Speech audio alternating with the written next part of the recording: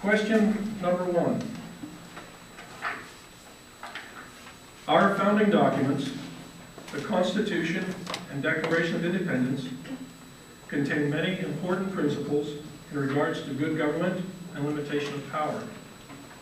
Have you read and studied any of these documents? And if so, what principle or idea has made an impression on you?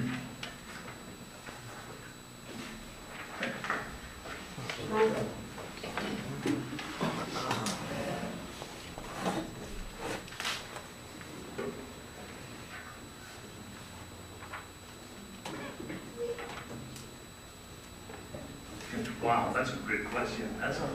That's a jam-packed question, be the number one guy to start off this with. Folks, I've read the Constitution and the Declaration of Independence in high school and in various settings throughout coming to the Tea Party, and I do a lot of reading on the internet. Lonnie, speed it up. I don't know if I can pick one out. Which one? Freedom of speech? Is that the most important one? Freedom of religion? Is that the most important one? Okay, just the freedom to be free, as the Declaration of Independence gave us. Is that the most important one? To me, there isn't one that stands out. We needed them all. Our founding fathers prayed to God above for wisdom and guidance. They didn't hurry into these documents. It took them time. They sweated. They didn't know what to do. They fought. They argued. They bickered. I didn't want to say argued, but they were at odds with each other. 1 minute, halfway. To me, there isn't one. They all carry the same weight. It's just to which individual Declaration of Independence or which one of the Constitution that you want to apply, basically, is the most important to your life. But we don't have a free country if we don't have both of those documents. And my concern is, with our country right now, it's in a terrible landslide. And these documents, the Declaration and the Constitution, aren't being adhered to. Thank you.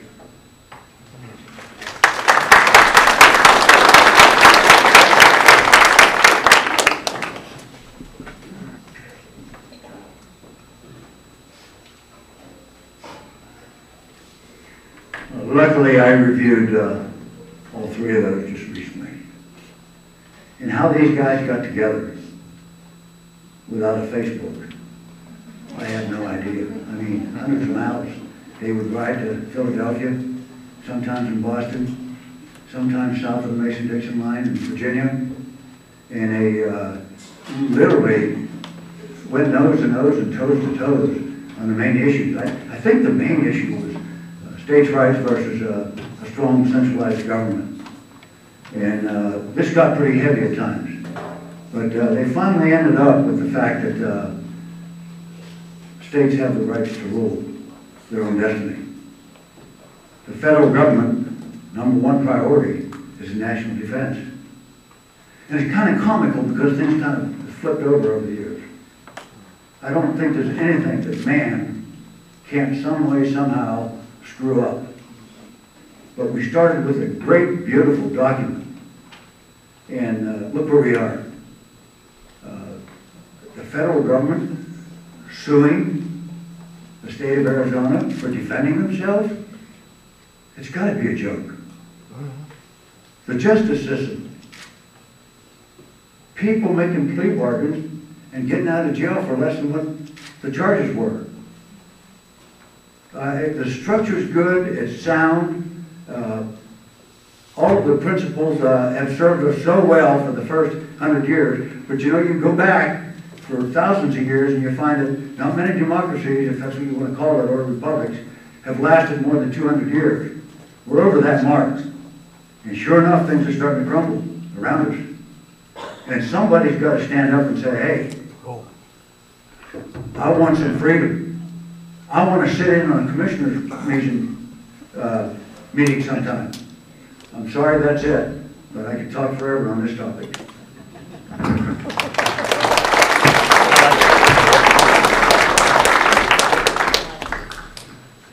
Hi, good evening.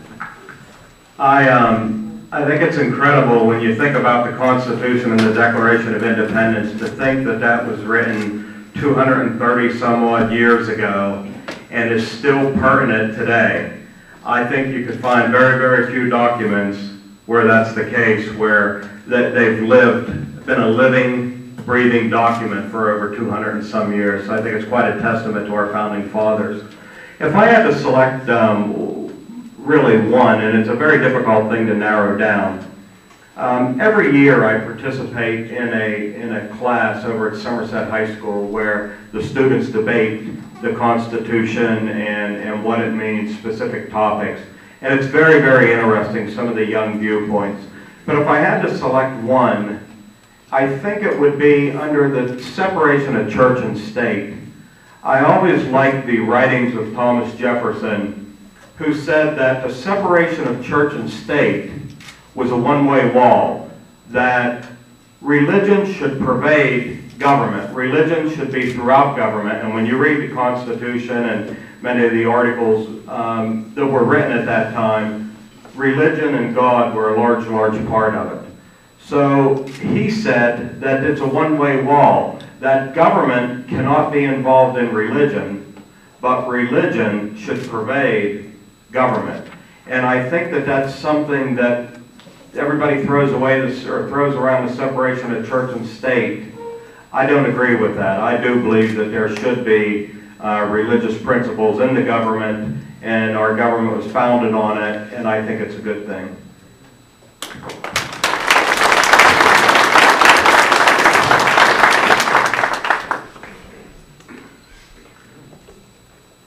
It's been quite a while since I read any of those. Can you hear me out there?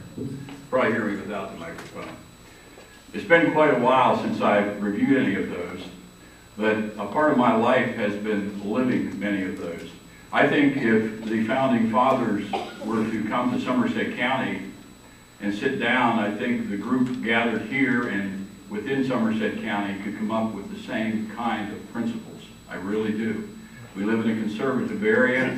We live in an area where we care about one another. We're concerned for others. We can talk about the religious side. I deal with that on every Sunday morning and throughout my lifetime, throughout the week as well, being a minister.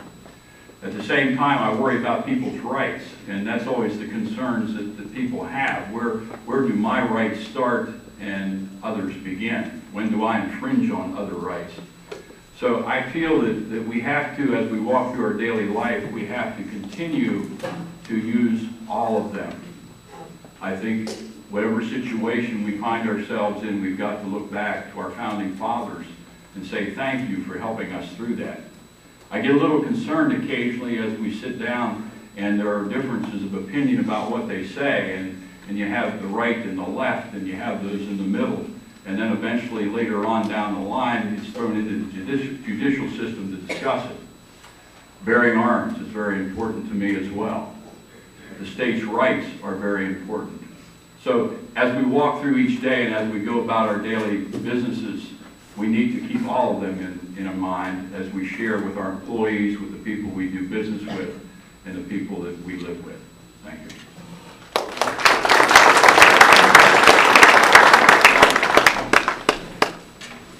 If Tim read the Constitution in college or high school a long time ago, I read it even longer ago because I've been here around a few more years than these guys. But when I think of the Constitution, a couple things come to mind. And I think the most important thing that comes to my mind is that all men are created equal. I think that's very important in a country like ours where everyone has the same rights and responsibilities. A couple other things come to my mind. Those would be everyone is entitled to life, liberty, and the pursuit of happiness. You know, the Constitution was written by a lot of wise, very wise people. And, you know, when they sat down, they probably never thought that it would last for over 200 years. I don't know how many of you people know, but the average life expectancy of a democracy is a little around 200 years. We're kind of living on borrowed time. And the most important thing I want to drive home with this, the Constitution, it was framed for the life of this country. And only 26 times in the history of this country has that been changed. That, if you think about that, that's not very many times with all the issues that have come up. And one thing I want to make sure you get to know, there are a lot of the Bill of Rights, very important. Those are very important. But I think two of the most important Bill of Rights for this group would be the 19th Amendment, I believe it was 19th Amendment, which gave half of the people in this room the right to vote, and that is the women's right to vote. And the other one, which I was very disappointed it passed in 1971, shortly after I turned 21, when they lowered the voting age to 18. So there are a lot of things in the Constitution that are good, and it's survived history 200 years. Let's hope and pray that we'll still be here in another 200. Thank you.